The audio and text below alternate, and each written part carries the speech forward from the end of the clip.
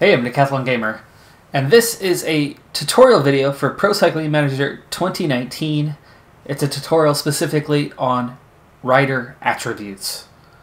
So we're going to be taking an in-depth look at what the attributes are, what they mean, how they interact with each other, how they affect your gameplay. Essentially what your rider is capable of. Now, this tutorial video is meant for any Pro Cycling Manager fan.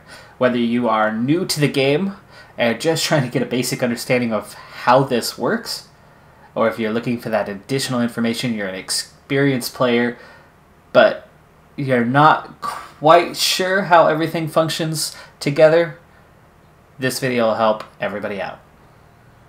So let's go ahead and get into it. First off, a little background on what's going on here as we see a lake overhead, and I'm actually going to change our view for the moment.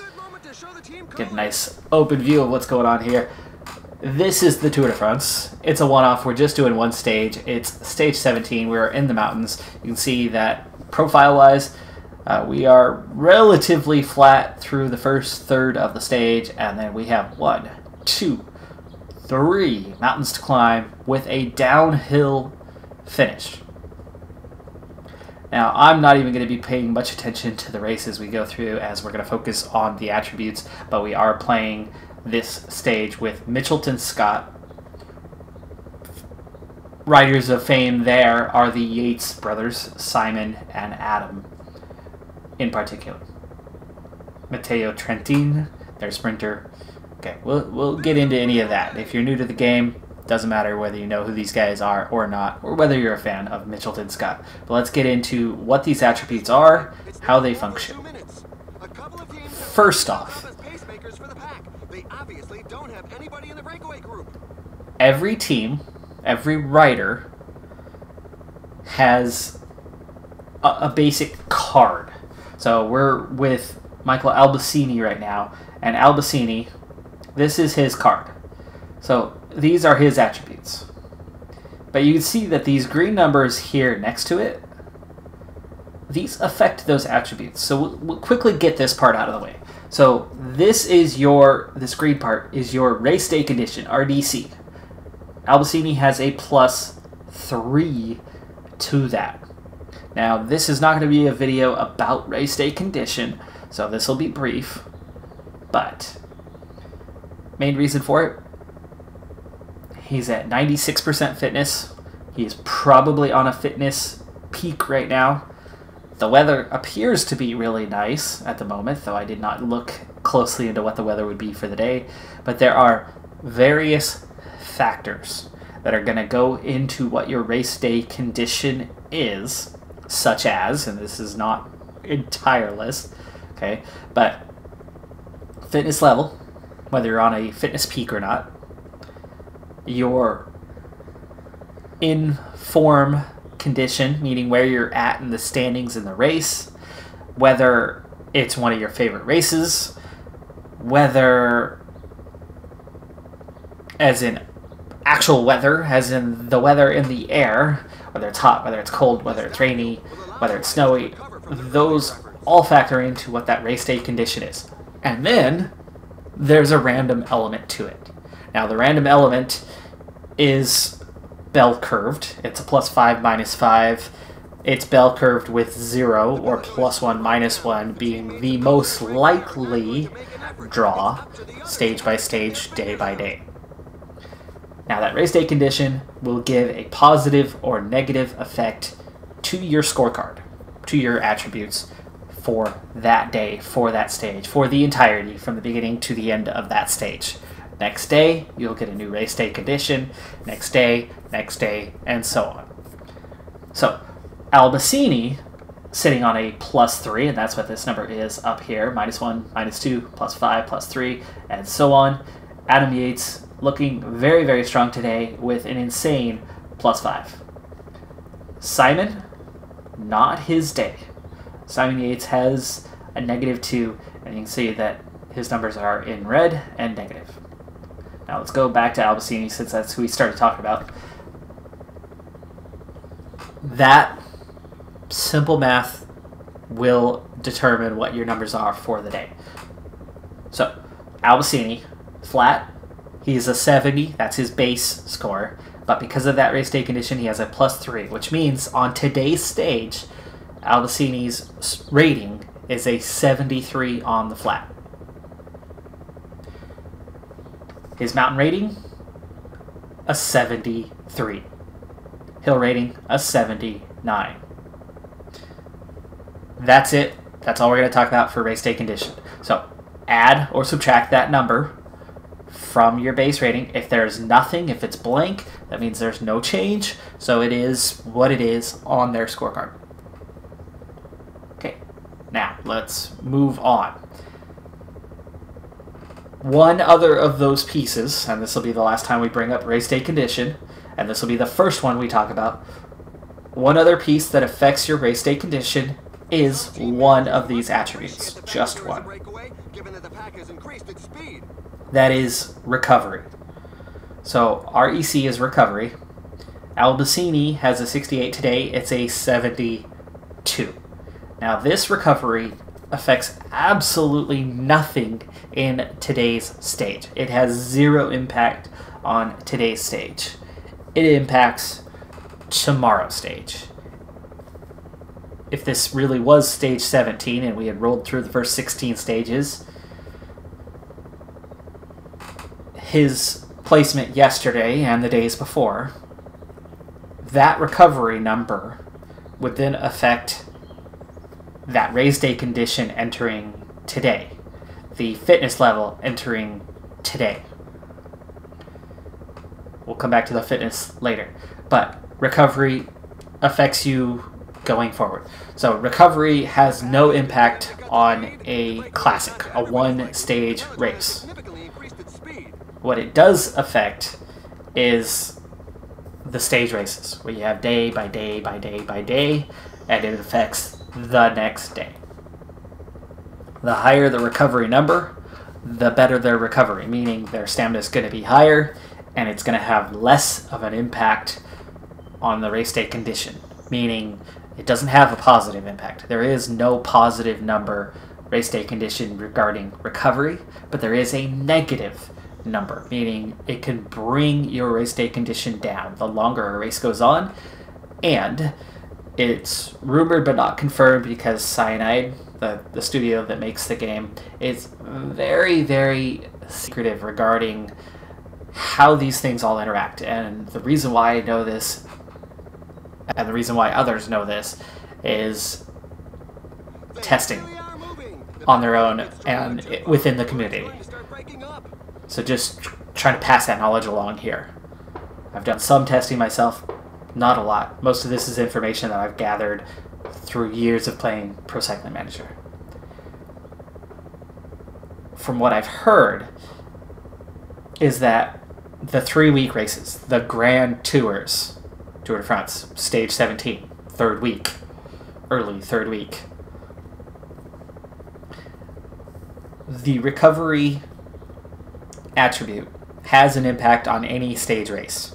However, the impact is increased by the third week of a Grand Tour, meaning that number has a bigger impact on how you're going to do in week number 3 of a Grand Tour. So the 3 Grand Tours de France, the Vuelta a España, and the Giro d'Italia. Those 3 tours, that recovery number matters even more for those than anywhere else. Okay, now into the other attributes, what they are, what they mean. We begin with flat. Your flat number, combined with some other things, simply put, is the speed that your rider will go at for a given effort level. Let's go ahead and break Albacini off of auto for a little bit. We'll put him on maintain position. Now, he is set at 70 right now. Now, he's not necessarily riding at a 70 effort out of 99, technically out of 100. So, he's not necessarily riding at a 70 because he is riding in the pack and set to maintain position. He will give up to 70% effort, But right now, he'll give whatever effort is needed up to 70 to stay put. So, meaning if it requires more than 70% effort, he won't go beyond 70. If it only requires 50% effort, or 54% effort, or 65% effort to maintain his position, then he will give that effort. So that's how that coincides with the maintained position. But if he were giving that full 70% effort, his flat rating will determine how fast he goes at 70% effort if he was completely riding on his own. Now, that rating is applied when you are within -3 to +3% of gradient.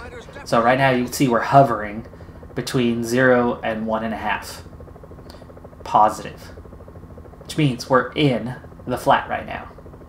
Now, from 3 to 5 positive, and from 3 to 5 negative, it's going to overlap with, on a positive side, either mountains or hills, or on a negative gradient with your downhill ratings. We'll come into those in a little bit, but there is an overlap with a varying percent. So, for example, if we're 3.1% gradient, you can expect 90% to be taken from the flat and 10% either from the mountain or hills. If it is 4.9 degrees, then, or percent gradient, if it's 4.9, it's going to be 90% mountains or hills and 10% flat. And at 4, you're going to be split 50-50. So, flat, how fast you go, based on effort level, in the flat terrain. Fully between 3 degrees plus or minus. You see we're now hovering above 3. We're starting to push. And now we're on mountain rating. Now we're a little bit flat. See, now we're completely flat. We're going to rise up again here in a little bit. There you go. And we're starting to go fully. Put it back to auto before I mess him up. So, above 5%, it is completely either mountain or hill rating. We'll come to those in a second. So, that's your flat rating. That's what that has to do with. Now, mountains and hills. These are a little bit deceiving on their naming. They weren't deceiving a handful of years ago, but the coding has changed on how they operate with these, and they never changed the names. Your mountain rating is that mixed above 3% or fully beyond 5% gradient. So right now, right, we're at 6% gradient. We're at 11% gradient. So we are right now using a mountain or a hills gradient. Now, the difference between those two have absolutely nothing to do with the gradient. It is not about how steep, right? Moments ago it was at 6. You would think, oh, that's a hill. 10%? Oh, that's a mountain. It's not. It is not. 5% and above puts you 100% fully onto either mountains or hills. Now, here's how to determine the difference between those two and which number it is using. Because you can see here, Albacini, he is a much better hills guy than he is a mountains guy. Now, this again determines your speed, just like the flat rating does, per effort, okay? But mountain is how much effort you're using. Now, if Albacini's on a 70, he is using 100% mountain rating. Again, it's because we're over 5%. Okay, if we were in between 3 and 5, oh boy, now we're complicating this because now we're combining the flat rating, right? But we're above 5%, well above. So we are using 100% his mountain rating at 70. And at 80, we are 100% using his mountain rating. Beginning at 85, we are now going to transition. Why? Because he is working harder. Now, like I mentioned before, when you are in maintain position, you are actually just using whatever the front of the pack dictates. So he's not actually using 85 effort right now. But if we were on effort cursor, where he was choosing his own effort level, riding on his own, not riding within the pack, okay? If he was riding alone, if he was using effort cursor, beginning at 85 and going all the way up to 95 being at the other end of the spectrum, 10 points in between, this is that overlap, like that 3 to 5% gradient. In between 85 and 95, we use a mixture of mountain and hill. 85 being fully mountain, 95 becoming fully hill. 90 is going to be a dead split between your mountain rating and your hill rating on effort. Now, what's going to happen if you are on effort and you are using these? It's going to be that speed for that level of effort, but also it's going to impact your stamina. Okay, but we'll come back to that. The higher the effort, the more you're going to impact your stamina. But at the same time, it's going to largely come down to what your rating is. So, if you have a guy... Ooh, see, even on a 90, he's struggling there. Let me put that back on auto.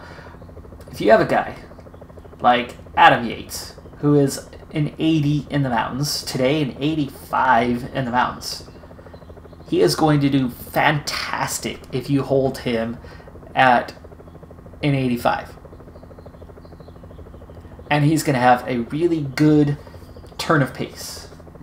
If you have a guy like Albacini, who is much better on hills than mountains, if we're at a lower effort level, if we're at an 83, an 82, he's going to struggle on that mountain to keep pace.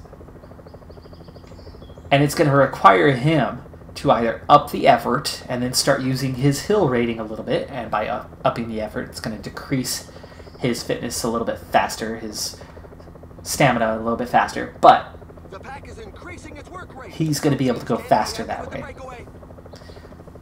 So it's really careful, and we're going to get into the tactics side of it in a little bit, but let's continue on with the meaning. So below 85 mountain rating, above 95 hill rating, in between mix 90-90, a perfect split where it is using both your mountain and your hill rating.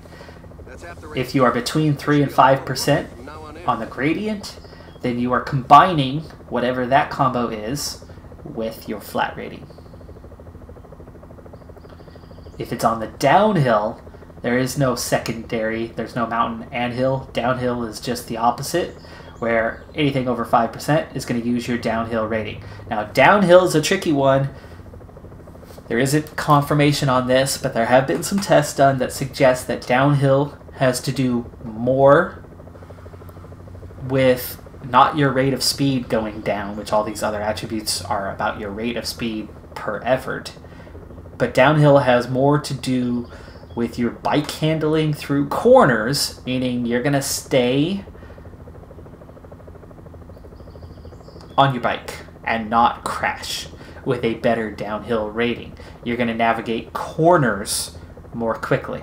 Straight downhill, even if it's beyond that 5% gradient, straight downhill, everybody's going to have relatively the same pace.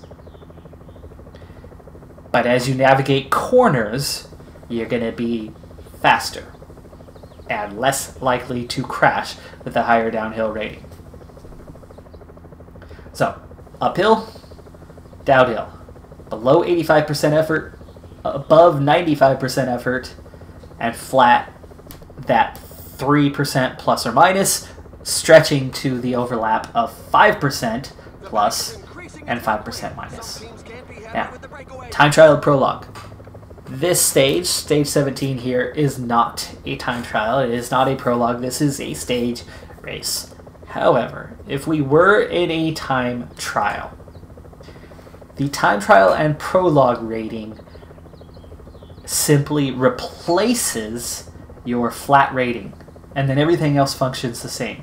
So, if we're above 5% gradient, we are no longer taking time trial or prologue into effect. We are now using your mountain attribute or your hill attribute, depending on your effort level.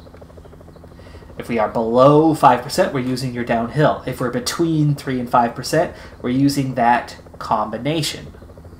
If we are between a positive and negative 3%, then we are 100% using the time trial or prologue rating instead of flat. Now, which one are we using? Well, that's on a scale as well.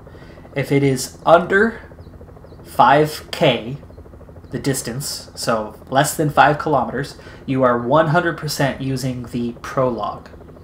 If it is over 30 kilometers, you are 100% using time trial. In between 5K and 30K, it is going to use a share based on scale. So, 17.5 kilometers would be the dead even mark between 5K and 30K. That is where you are using 50-50 time trial and prologue.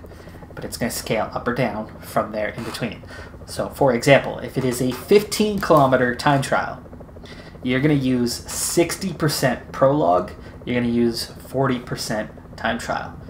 If it's 25 kilometers, we're going to use 80% time trial, 20% prologue. So it scales up between 5K and 30K to where you're fully one or fully the other. And again, it just simply replaces your flat rating. So for example, Adam Yates, not very good on the flat, normally, his attribute card.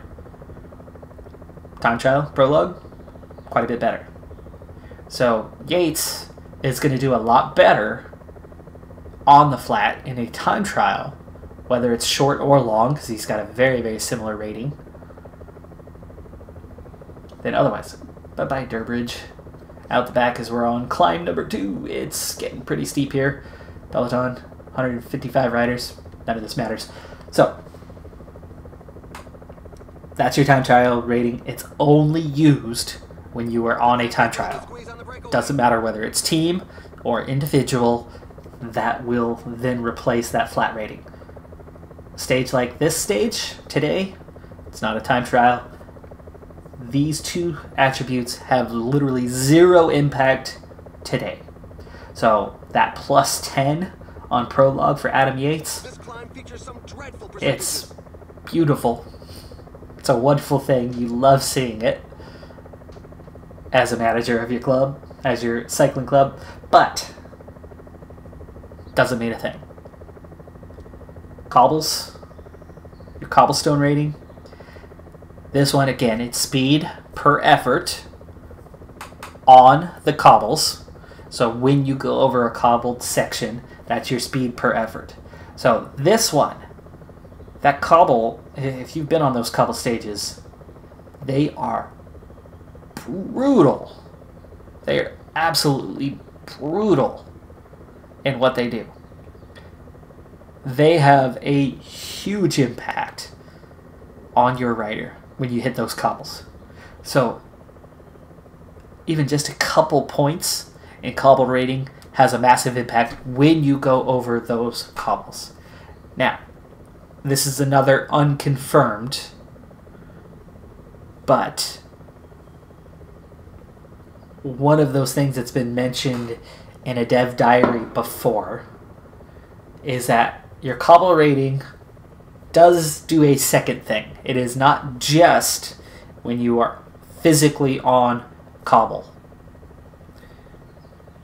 It does impact in some manner, suggested that it is kind of like your race day condition bonus, your flat rating. But only on a cobbled stage. So, like this year's Tour de France, stage number 1 has a single cobbled section. Just one. Just a few K. So that cobble rating would only matter as you go over those few kilometers that one single time on the entirety of that stage. Except that cobble rating will slightly impact your flat rating for the entirety of that stage, and only a stage containing cobbles. Otherwise, a stage like today, no cobbles, 0 impact. So just like the time trial, just like the prologue, just like within the race itself, recovery. Alright, moving on, sprint, acceleration. These two kind of work hand in hand, but they are separate, and they're pretty easy to identify. Okay, sprint, top speed, meaning the max speed that the rider can achieve.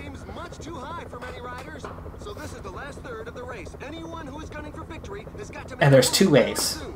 There's two ways to hit that top speed. Okay, one at effort 99. Right? So if we went effort 99 and we were using the effort cursor instead of maintain position, Yates would push to his maximum speed. Except that's not actually his maximum speed. That's his maximum speed under regular conditions. There is an attack button. The attack button does go faster than effort 99. But it uses up energy much faster than effort 99. So your maximum top speed, according to your sprint, affects both of those. It affects your effort 99, but it also then is what your maximum speed under attack is. Acceleration, your change of pace trying to get to that speed. So we're sitting in the pack right now, we're going downhill, we're going quite fast. Yates going 40 kilometers per hour, but now as we go around these corners he slows down. Now he accelerates more quickly because we are downhill. If we were uphill, that acceleration is going to happen much more slowly. If we're on the flat, that acceleration is still going to happen much more slowly than it is right now. But with a high acceleration rating, he's going to get up to this speed, this maximum speed, more quickly. So basically, Adam Yates with a 68 and a 78 today, at a 68, he doesn't go terribly fast. But with a 78 acceleration, he's going to achieve his speed a lot quicker than somebody with a lower rating. So, for example, if you have two riders with a 68, both of them, their sprint and acceleration, they're going to be fairly slow, but they're also going to be slow about getting to that speed. So, on a climb, the acceleration is good. And that's why punchy climbers, like Yates, tend to have a decent acceleration but low top speed. They're not sprinters. They're going to get beat every time in a long run. But in a short run, when you need to break away from the other riders while climbing, you need that sudden acceleration, that sudden turn of pace. That's what the acceleration does. We already talked about downhill. Now on to the tricky bunch. These last three attributes, we already talked about recovery. These last three attributes are irrelevant and super important depending on which one you're looking at. So this third one, they changed the name this year to Barradur, so that's what the BAR is. It is not one of your bars, but Barradur, meaning breakaway rider, or fighter is what it was last year. This one is probably the dumbest one of all the cards. This one tells the AI what it should do and how often it should do it. It doesn't tell your rider that you are controlling anything. So my team here, Trentine, Durbridge, on through the Yates brothers, they, under my control, this has literally zero impact on them. This is all for AI-controlled riders, and what it does is it tells them how often, the higher the number, the more often it's going to occur, they want to attack and get into a breakaway.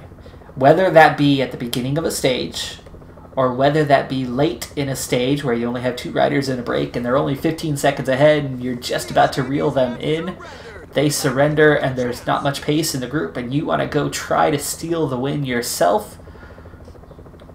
A really high rating here, whether you call it fighter, whether you call it Barrador, the higher the rating, the more likely they are to attack. And like I said, that is only for the AI. So if you are managing a team or a single rider, if you're doing pro cyclist, single rider, whether you're doing career mode as a team, whether you're doing a one-off race, whether you're doing multiplayer, the Barrador rating means literally nothing. And here we go. We have an attack. Yates is getting in. Micah. So we're seeing this first attack, but this is more contenders as we are onto the final climb. And actually, this is really not that steep. It's just crazy long, 21.5K. But both Yates making it in. A lot of big names up there. And here comes the follow-up with other riders. 14 riders away. The rest just chasing to get back on. But anyway. So, Barrador means literally nothing to you, but it is an AI function that appears on your attribute cards instead of somewhere behind the scenes, like a lot of other games would possibly do. Stamina and resistance are 2 of the most important ratings of your riders. Let's start with stamina. Stamina is the green bar. This rating, the higher the number, the more points there are contained within your green bar. Now, last year in Pro Cycling Manager 2018, they completely changed how this functions. Didn't tell the public how that works. By the way, we've got 1 Yates in the break, 1 Yates in the group falling behind, and then others chasing from there. No surprise, race day condition, you got 2 Yates that are very, very similar riders, but Simon misses it with that -2. Adam makes it with his +5. So that race day condition, this sequence of numbers, all those big pluses, really helping Adam out today as he's contesting. Now with just 13 other riders for the race win. But continuing on here, stamina, green bar, they changed how it works. It used to not tick down until after 170 kilometers. So if you had a stage shorter than 170 kilometers, it literally meant nothing. Now, it starts ticking down right away from kilometer 0 the moment you begin the race, day by day. This resets every day, but the recovery does impact where it starts. Okay, so recovery does impact your stamina, but again, only negatively. You have a top end. The worse your recovery, the lower that stamina is going to be day by day in a stage race. But you start from a certain point. It will tick down immediately on 0 kilometers. Now, there are things that impact this. Not all of it's clear, but the main things that are going to impact your stamina bar are your level of work. If you are just sitting in the peloton, down to 10 riders, by the way, Yates hanging on, doesn't have a lot left in him, but we are getting close to the top, just 4K to the top. The lower the The more you sit in the peloton, the less work you're going to do, the longer that bar is going to stay at the high end of green. If you get into a breakaway and you're having to work, or if you are serving the role of teammate and you are taking turns on the front pulling the peloton. Ooh, we're attacking! Go for it! Yates! Going over the top. Into the race lead for the moment. He's only got just a little bit of energy left. He's not quite officially to the top just yet. We still have 1K to go to the summit. But he's got a 30-second gap over 5 chasing riders now. Nice to see our guy out front here. The riders are going through a very tough portion with percentages above 10%.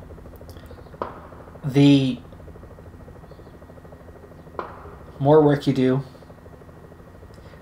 the quicker that bar is going to drop.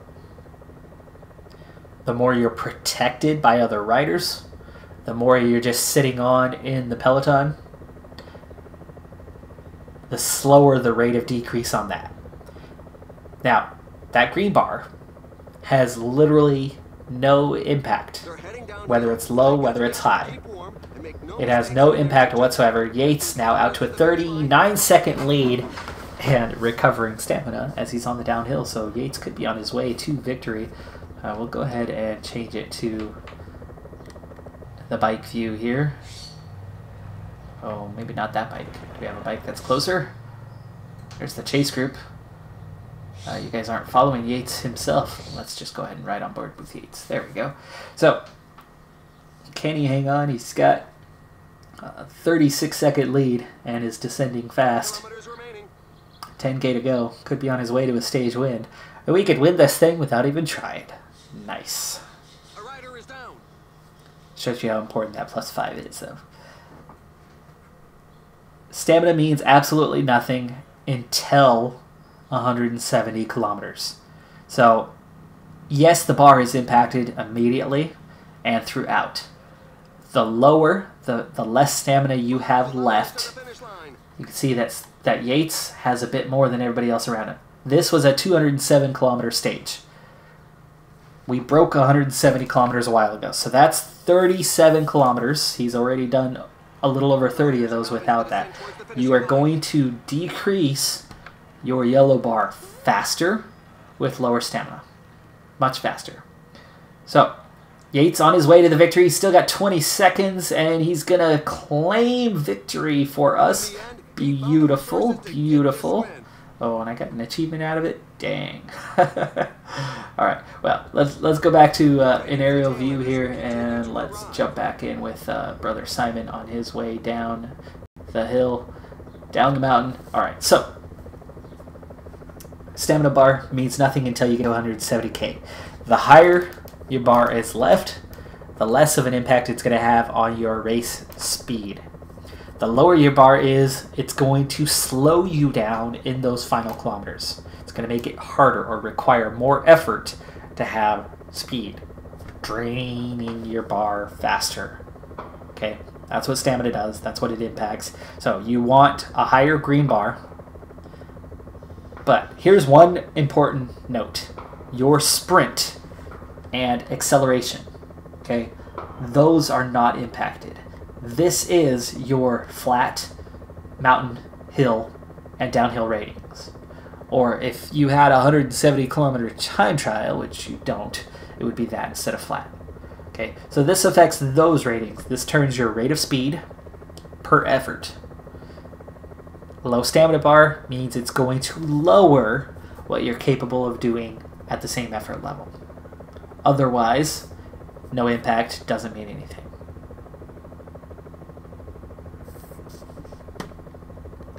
Good ride with Trentine, who's still still just coming down the mountain, way behind. All right, so that's stamina. That's what that impacts. So the more tired you are, meaning the less green bar you have, the slower you're going to be at the end of the race, but it does not begin having an effect until 170 kilometers in. It'll affect the flat, mountain, hill, and downhill attribute ratings, essentially lowering them. Finally, resistance. This one is huge if you're going for wins. Resistance is your yellow and red bars. The higher the rating, the more points you have in the yellow bar. The higher the rating, the slower your red bar decreases. Everybody has the same red bar. And that's your 100%. That's your short-term effort. That's your long-term effort. Short-term effort, I don't know what the point valuation is. Okay, I'm throwing out a number as an example. Let's say it's 100. Okay, everybody's got a 100 bar for that. But somebody with a higher resistance rating, that bar is going to decrease more slowly down towards 0, while somebody with a low rating, it's going to decrease quickly. And then it's going to refill slower, or it's going to refill more quickly with a better rating. The yellow bar, though, is the max amount of effort that you can put in at some point during the race. And when that thing runs out, that's where you're cooked. That's where your rider really drops pace, slows down considerably, and falls off. So it's the yellow bar that you really need to keep going throughout the race. That's why the resistance is so important.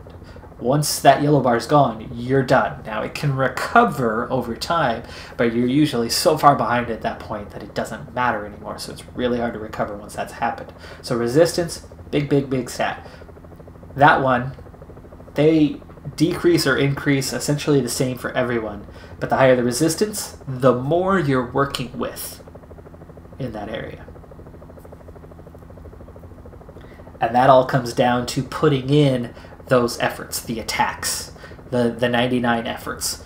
The higher the effort or the attack, the more of an impact it's going to have on those. Those are also impacted by your heart rate. So your heart rate, that's a long detailed one that we're not going to get into on this video as we wrap up, as we're coming to the end of this, but your heart rate will impact your yellow bar on how quickly that's going up or down, whether you're recovering or not. The safe one is below 140 beats, you are recovering. The higher your heart rate, the quicker it's going to decrease. Hopefully that'll help everybody out in how these things all function together, what they do, and how they're important. If you are doing pro cyclist mode, it's going to depend on what your specialty is, on what you're going to want to go for. If you're a climber, you're going to want high mountain ratings, but you're going to want high hill ratings too, because at some point you're going to have to put in high effort in comparison to other riders. You're going to want high resistance, because you need them to still be able to maintain an effort and work hard in the face of the other competition. You're going to need stamina so that you can make it through the final kilometers, and you're going to need recovery so that you can go stage by stage and compete, and not just in a one day. But there are other things that are going to factor in. You're going to want to be able to go downhill. You're going to want acceleration for immediate speed. You're going to want flat so that the one time that it's a sprint stage and everybody's working for the sprinter and not you, and you're hung out on your own, and suddenly you get dropped from the group because there's a strong wind and the pace is up and you suck. Sometimes you might need cobbles because a cobble stage is going to come along. So almost everything's important. If you have a time trial, you're going to need a high time trial rating. So everything matters to an extent. But ultimately, that should give you a good look at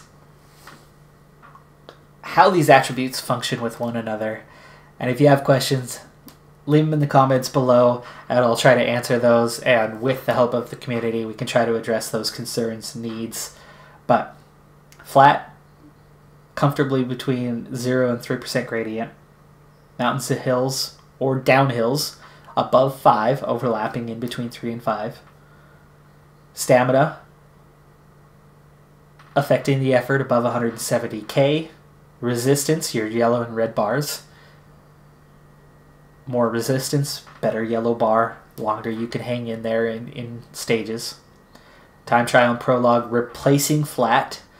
Prologue being under 5k. Time trial being above 30k. Cobbles. Speed per effort on cobbles, but also affecting that flat rating a little bit on stages, reportedly. Sprint, your top speed, and acceleration, your change of pace. That's the big ones. That's the highlights. That's going to do it for this review of attributes. Thanks for tuning into this tutorial. I'm Decathlon Gamer. Please check out my Pro Cyclist tutorial coming out soon, and my career mode tutorials as well. Bye for now.